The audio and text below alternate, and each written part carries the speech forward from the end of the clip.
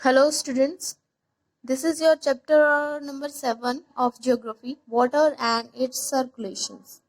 And this is the picture of water cycle, and the whole chapter as depend and belongs to this water cycle.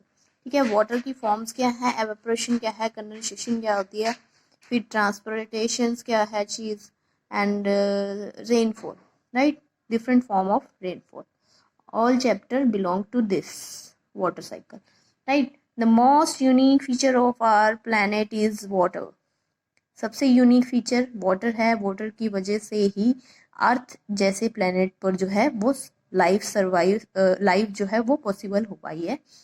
Water covers about 71% of the surface of the earth. Earth पर कितने percent water है? 71% है. और remaining 29% क्या है? Land है. Water किस किस जगह पर अवेलेबल है? ओशंस में, सीज में, रिवर्स, लेक्स, पॉन्ड्स में, और underground water also available. Due to abundance of water, our planet earth is also called the watery planet.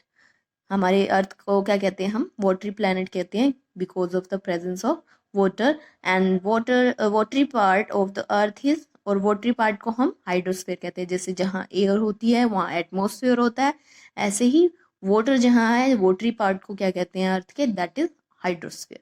And it is also include the ice sheets.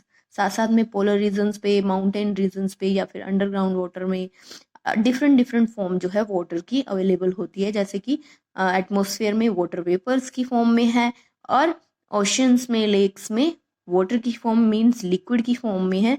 Atmosphere में water vapours की form में है.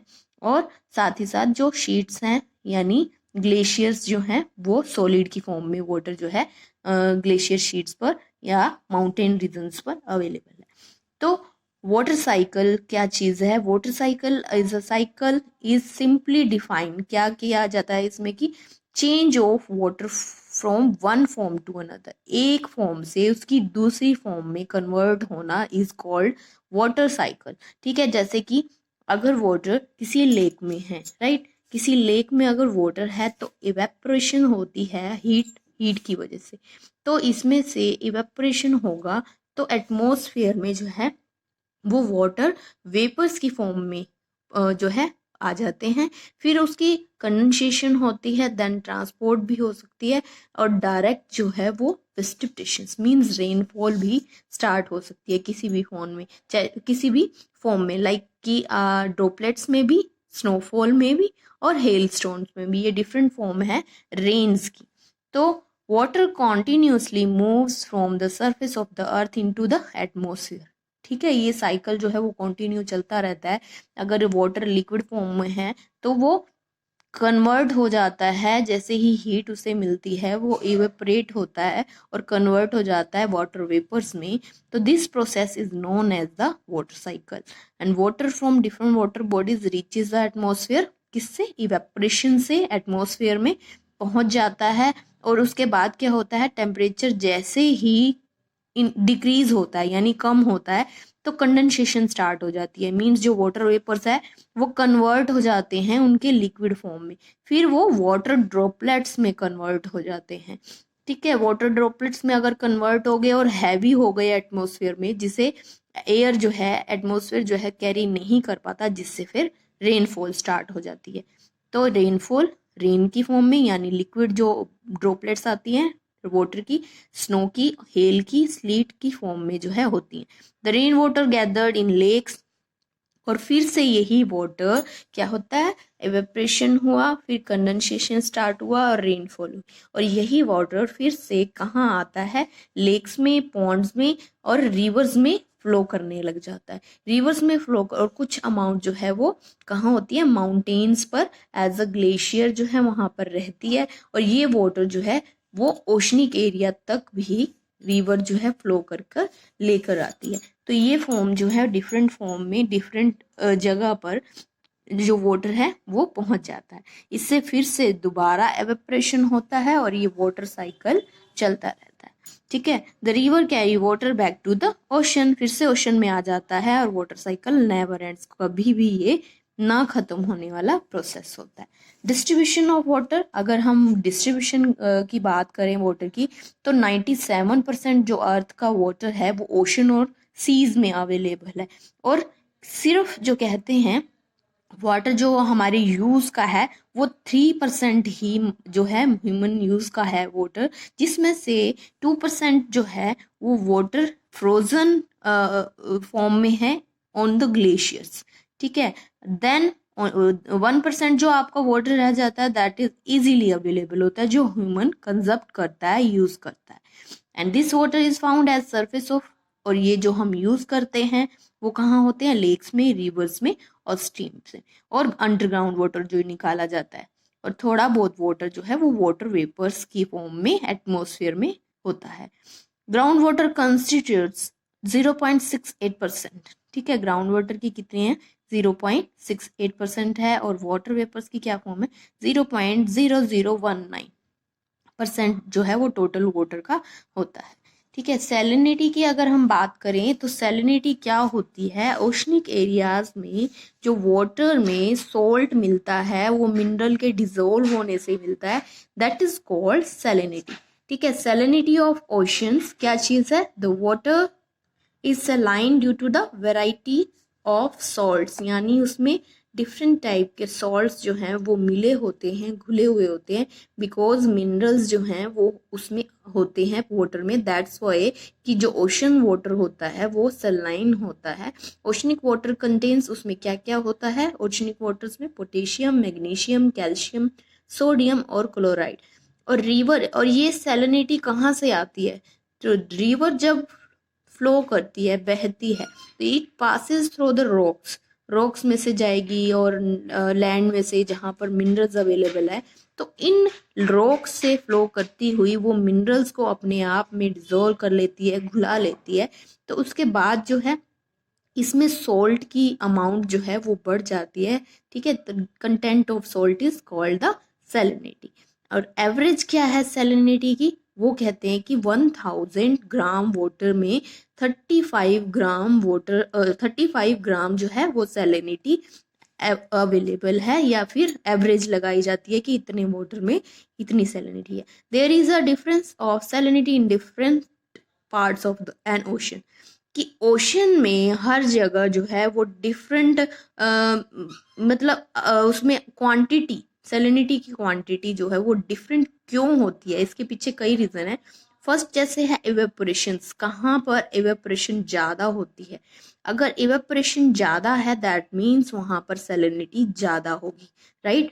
And pure water इवोपरेट्स, यानी वहाँ पर क्या होगा, water जो है वो इवेपोरेट्स हो जाएगा, उसके बाद जो है वो सोल्ट जो है ज़्यादा अमाउंट में वाटर में रह जाता है। Due to the active evaporation due under clear sky, oceans of the tropic have very high salinity.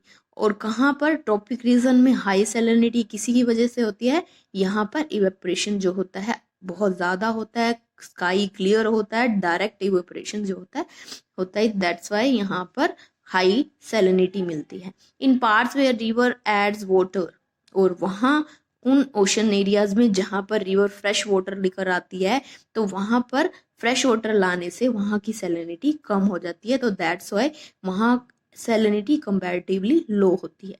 और salinity decrease towards the equator.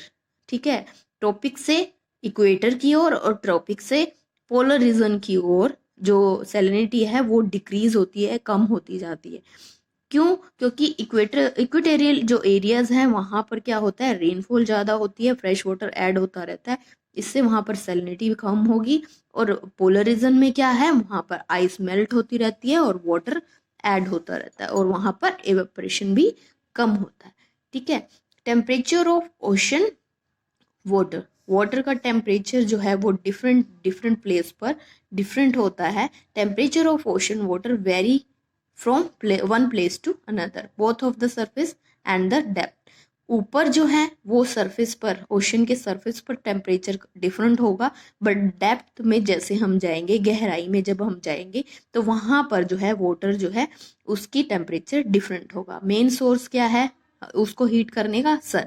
ठीक है, near the equator ocean water is warmer, equator के पास जो होगा ओशन वाटर वार्म होगा और polar region में क्या होगा, वो कम होगा, क्योंकि वहां पर टेम्परेचर भी कम होता है और सन की रेज जो है वो टिल्ट जाती हैं। Temperature variations between summer and winter are greater in the northern hemisphere. Northern hemisphere में ज़्यादा वेरिएशन क्यों मिलता है, वो रीज़न ये है कि नॉर्दर्न हेमिस्फीयर में लैंड जो है वो ज़्यादा है, और जिससे सदर्न हेमिस्फीयर में जो है वो क्या है, वाटर का जो एरिया है वो ज़्यादा होता है। ठीक है, तो इसीलिए नॉर्दर्न हेमिस्फीयर में क्या होता है, वेरिएशन जो होता है वो ज़्यादा होता है। मेजर ओशंस कौन कौन से हैं, Pacific, Indian ocean, Atlantic ocean and Arctic oceans, right. And importance of the oceans क्या चीज़ है, अगर ओशंस ना होते तो क्या चीज़ होता, ठीक है। It is a primary source of water cycle, कि लास्ट में जो वाटर है वो सब कुछ प्रोसेस कंप्लीट करके कहाँ जाता है, वो ओशंस में जाता है, जो डीप डग्स हैं, ठीक है, उनमें जाता है, जहाँ से वाटर साइकिल को एक सोर्स मिलता है। Climate of the land masses boarding oceans are totally influenced by that। और क्लाइमेट जो लैंड पर मिलता है वो किससे अफेक्ट होता है, वो ओशनिक एरिया से ही होता है, क्योंकि जब ब्रीज करती है, राइट, जब विंड ब्रीज होती है, जब चलती है, तो ओशनिक एरिया से ही वाटर वेपर्स कलेक्ट करके वो लैंड की साइड जाती है। अगर रास्ते में कोई बैरियर आता है तो वहाँ रेनफॉल भी करती है, ठीक है। क्लाइमेट जो है वो इस पर डिपेंड करता है। थर्ड क्या है, ये रिच सोर्स है for the minerals like salt. And next is oceanic water consist of great variety of marine life, यानी वहाँ फिशेस बहुत सारी हैं, मेराइन फूड मिलता है, जो मोस्टली जो स्टेट्स हैं, जो कोस्टल स्टेट्स हैं, वो किस पर डिपेंड होती है, मेराइन फूड पे, यानी जो फिशेस हैं उन पर। They have an enormous potential for generating water cycle। इसमें क्या होता है वाटर में, कि ओशंस मेनली जो ओशंस होते हैं उसमें टाइड्स चलती हैं, राइट, जो पानी आगे आता है या पीछे जाता है, टाइड्स एंड वेव्स चलती है, जिससे कहते हैं कि उसमें पोटेंशियल होता है एनर्जी क्रिएट करना की, ठीक है। वाटर अगर मूव करता है तो उससे एनर्जी क्रिएट की जाती है, जब भी टाइड आता है, राइट, तो उससे जो है एनर्जी बनाई जाती है। तो it is a source of energy also, and they serves as means of transport, right. Water को क्या यूज किया जाता है, हम ट्रांसपोर्ट के लिए भी यूज करते हैं।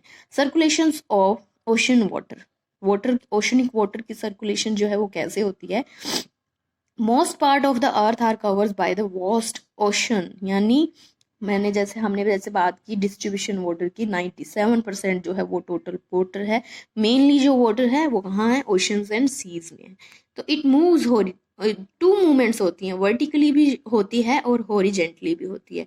जब अगर आप कहीं कोस्टल एरियाज पर गए हो, कि कहीं बीचेस पे गए हो, तो आप मूवमेंट इसकी देख सकते हो कि ओशनिक एरिया से कैसे वाटर जो है वो बीचेस की ओर फ्लो करता है, ठीक है। और इसकी सर्कुलेशन राउंड में होती हुई अगर डेप्थ में देखें तो वर्टिकली भी होती है। There are 3 main factors responsible for this movements. क्या क्या रिस्पॉन्सिबल है इस मूवमेंट्स के लिए, फर्स्ट क्या है, प्लानिटरी विंड्स जो होती हैं, सेकंड क्या है, density variation in sea water and the temperature difference. Water की अगर डेंसिटी डिफरेंट है और टेम्परेचर अगर एक जगह से दूसरी जगह पर डिफरेंट है, जिससे पानी में मूवमेंट होने लग जाती है, ठीक है। थर्ड क्या है, the difference in salinity of the ocean water. अगर सैलिनिटी में भी डिफरेंस है तो भी पानी जो है, वाटर जो है वो मूव करता है, उसमें मूवमेंट आती है, उसमें सर्कुलेशन होती है। The movement of the ocean are of 3 types, कौन कौन सी होती हैं, waves, tides and oceanic currents, ठीक है। Waves and tides play an important role in the today's world. Waves क्या होती है, जो सरफेस पर आती हैं, टाइड्स क्या होती हैं, जो पानी जो है मून या फिर सन की वजह से जो है, ग्रेविटेशनल फोर्स की वजह से जो है पुल होता है, वो जैसे ज्वार भाटा आपने सुना हो।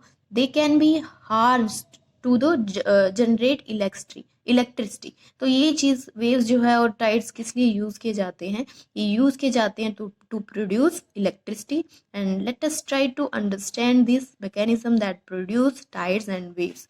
और ज्वार भाटा या टाइड्स वेव्स कैसे आती हैं, ये हम नेक्स्ट लेक्चर में करेंगे, राइट। Till then, thank you students, have a nice day and take care.